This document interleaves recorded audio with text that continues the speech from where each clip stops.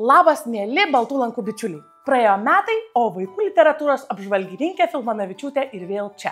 Dabar tai jau laikykitės. O jeigu rimtai, mūsų Kristijonui 5, mes su vyru stengiamės savo pavyzdžių užkrėsti jį, kad knyga jam dažnai pasitaikytų kelyje. Ir turbūt tie, kurie augina 5-mečius, puikiai žinot, kad ateina toks raidos etapas, kai vaikai labai nirtingai mėgdžioja tėvus.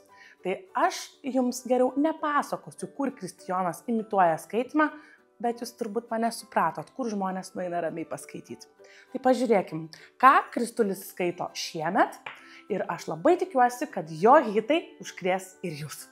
Tai gerai, mėly bičiuliai ir mėly mažųjų skaitytojų tėveliai. Pradėjau beveik kaip Ričardas Kazlauskas, bet noriu jums priminti, o jeigu neprisimenat, tai prašau susirasti internete, kad pernai metais mes kalbėjome apie tokią knygą, kuri vadinasi Nekutenk meškos.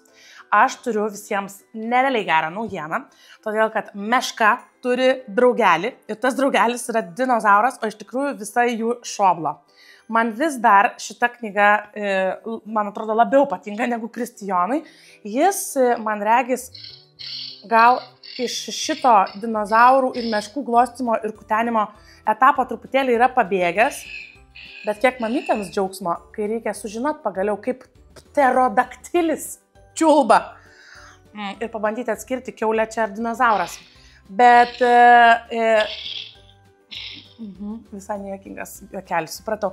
Bet man atrodo, kad tai yra viena iš tų pirmųjų vaikų knygų, kurios su trumpom pertraukėlėm vis iš knygų lentynos atkeliauja į lovą ir jūs galite ne tik mešką erzinti, vilką arba erelį, arba dar galvoju, kas dar toje knygoje buvo, bet ir pagaliau jums kažkas papasakos, kokius garsus skleidžia dinozaurai. Ir šiais metais Baltos lankos turi geriausią naujieną visiems mažiems puslapių plėšytojams. Džirų muzikėlė yra 4 puslapiais. Kaip netikėta! Jų neįmanoma suplėšyti. Juos galėsite vartyti metus ir dar peleis ateities kartom. Aišku, kad ten, kur prie Baltų lankų leidybos vaikams prikiša nagus Vytautas Leistrumas iš solo ansamblio, ką aš jau irgi jums esu pasakojus, man iškart norisi kriepti šitas knygas ir aš žinau, kad jos bus muzikaliai tokiam lygiai. Tai tiek turbūt prisiminimų iš praėjusių metų, o dabar tai jūs laikykitės. Jeigu jau pradėjom nuo garsinių knygų, gal ir tęskim. Nežinau, apie tai nemažai kartų sakiau savo socialiniuose tinkluose, bet man atrodo niekada nebus per daug kartų pakartoti, kad kai jau ateina ta diena, kai norite savo mažiausius išmokyti svarbiausios giesmės Lietuvoje, tam yra nereali priemonė ir aš kalbu apie tautiškos giesmės garsinę knygelę. Tai jinai yra nuostabiai garsinta, bet tuo pačiu ir dar nuostabiau iliustruota. Ir man atrodo, kad mokantis tautiškos giesmės mūsų himno dar yra iliustracijų pagalba ir daugiau įvairiausių erdvių, apie ką su vaikais pasikalbėti, kaip paskatinti jų domėjimąsi mūsų istoriją, kaip paskatinti, nežinau, galų gale išeiti į miestą, pakelti galvą, pasidairyti į sienas, įvairiausius simbolius, bažnyčių bokštus ir supažindinti su kitais svarbiais mums turbūt objektais, vietomis ir žmonėmis. Ir dar kas labai smagu pabaigoje yra instrumentinė himno versija, tai paskui jau galima, Kristijonas beje tai labai dažnai daro, galima ją leisti ir bandyti prisiminti tuos žodžius, kuriuos vaikuliai išmoksta šitą knygelę vartydami.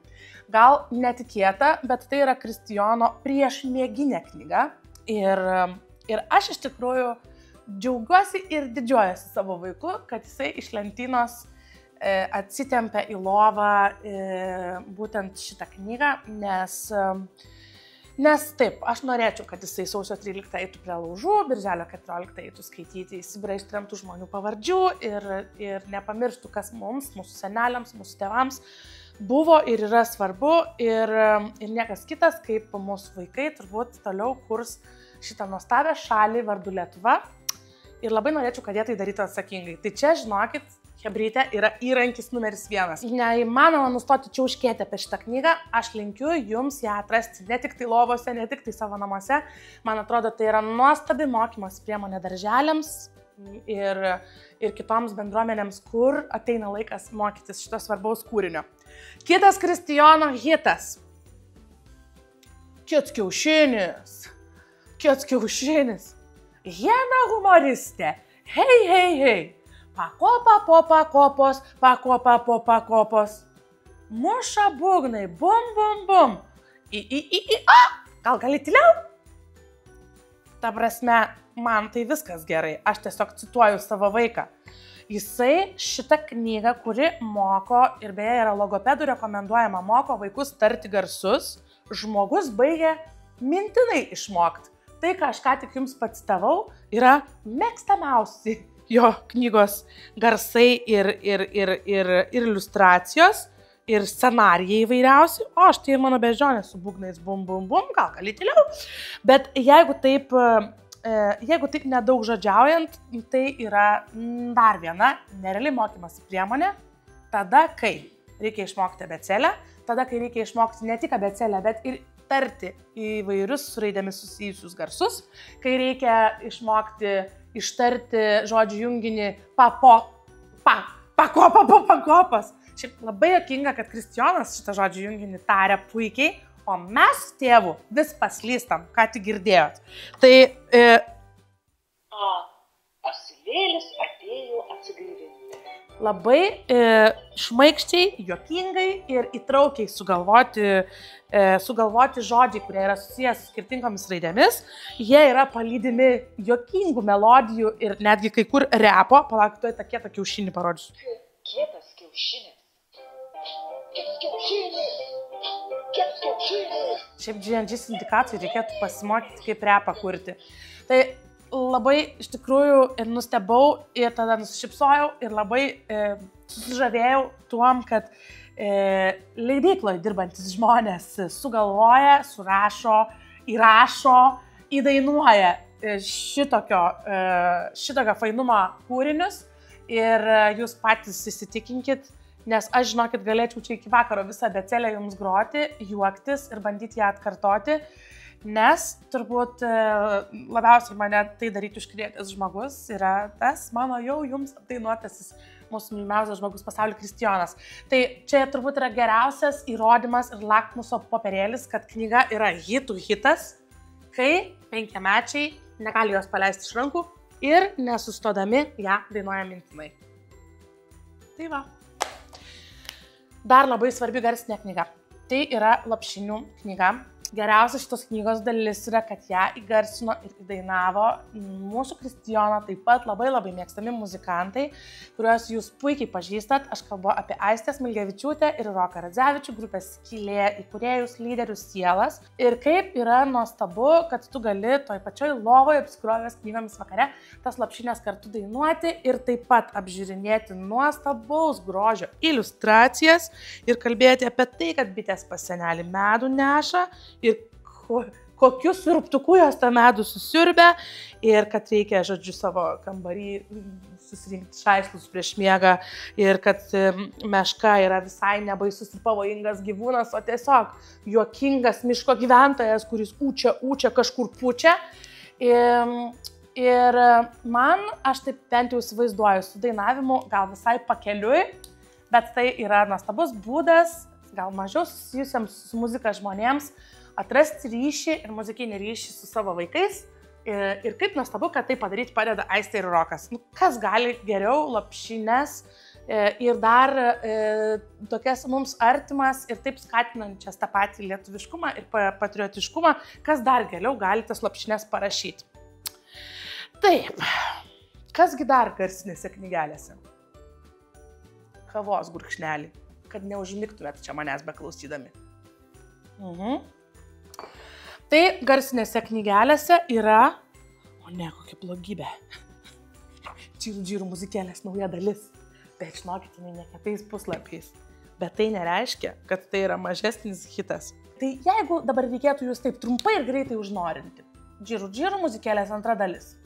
Sužinosit daug apie gyvūnus, paukščius ir bites, kuom jie užsiema, kur jie gyvena, kokiom profesijom jie yra užsiėmę. Tuomet išmoksit netgi šiek tiek senovinių lietuviškų motyvų, lavinsit tarti ir tiesiog gerai leisit laiką. Ką čia dabar laužyt galvą? Pasportavom. Liko nei daug, nei mažai. Dar 5006 knygos, kurias Kristijonas skaito ir norėtų rekomenduoti jums, mėly klausytojai ir žiūrovai.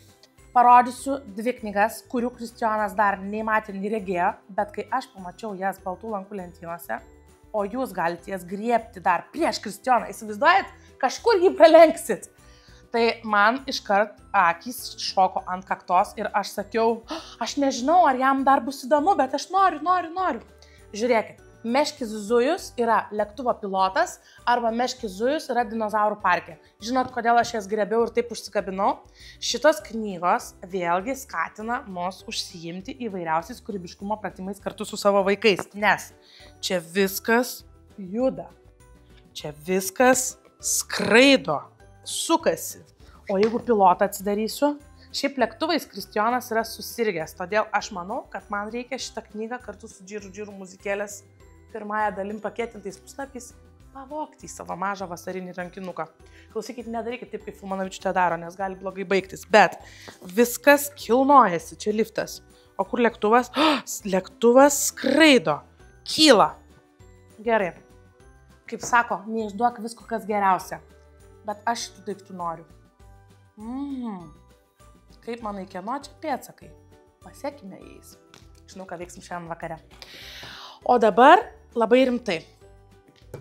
Kartais reikia suprast, kad ne tik svetimi vaikai labai greitai auga, bet saviškiams irgi atėjo metas mokytis skaityti. Aš iš tikrųjų galvojau, o kada tas metas ateina? Ar kai jau reikia ruoštis į mokyklą, ar kai jau pradedėti mokyklą? Ir kai aš sutikau vieną tokį senelį Anykščiuose, kuris man parodė metodą, kaip net 3-metį išmokti skaityti, supratau, kad per anksti gal net ir nebūna. O Baltos lankos turi porą knygų, tiksliau jų turi daugiau, bet čia yra mano favoritės.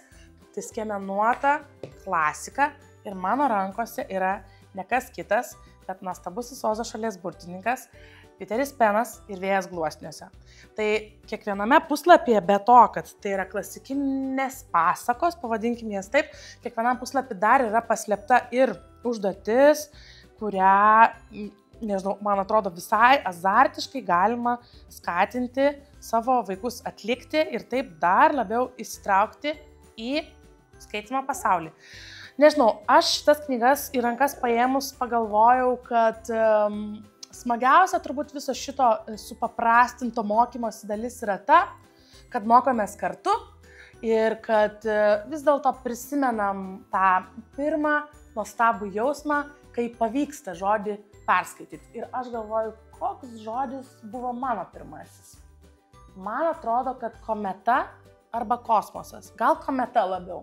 Bet tai buvo visiškai suaugusiems skirta knyga, mane mokė skaityti tėtis ir kai aš tos knygos pavadinimą perskaičiau, aš buvau absoliučioj ekstazijai. O čia įsivaizduokit, dabar nuskambėsiu kaip senutė. Kokie laikai atėjo? Kaip dabar paprasta visko išmokti? Kiek daug įrankių mes tam turim? Tik tai reikia griebt, netingėt ir kartu su savo vaikuliais išbuvus tą laikotarpį. Mokslai ne visada labai malonus, ar ne? Bet išbuvus tą laikotarpį raškyti saldžius vaisius. Tai nepamirškit. Šiaip beje, jeigu pasidairytumėt lentynoje, bet kuriame knygyne arba Baltų lankų puslapyje, nes iš leidyklos pirkti pigiau, nieko jums nesakiau, tikrai nieko nesakiau ir jūs šitos paslapties nežinot, bet pasidairykit ir surasit tikrai ne vieną skiemenuotą knygelę, kuri padės įsijausti į mokytojų ir mokslinčių vaidmenį. Žvaigždininkas. Tuoj pradėsiu verkti. Jeigu mes turim galimybę kontekste ir knygos pagalba padėti mažiems žmonėms suprasti, išgyventi, įsijausti į didžiulius gyvenimo pokyčius, kai štai namuose staiga vietoj vieno karaliaus atsiranda daugiau karalių ir princesių, tai šita knyga yra ta, kurią tikrai vertėtų griebti į savo knygų lentynas. Man atrodo, kad su žvaigždininko pagalba ne tik vaikai lengviau supranta savo emocijas, bet ir tėvams truputėlį ramiau pasidaro, kad vis dėlto meilė yra dalijama ir kad ir kiek tų mažųjų, tobuliausių žmonių pasaulyje į mūsų gyvenimą ateitų, mes tiesiog tampam didesnėm širdim ir meilės neįmanoma kiekio nei pasverti, nei sugalvoti, kiekgi čia žmonių jos užtektų. Tai žvaigždininkas. Viskas, nebeverkiu. Leiskit man paieškoti naujų hitų. Ir tada aš vėl pas jūs sugrįšiu su šitom nemažėjančiom knygų krūvelėm. Čiau.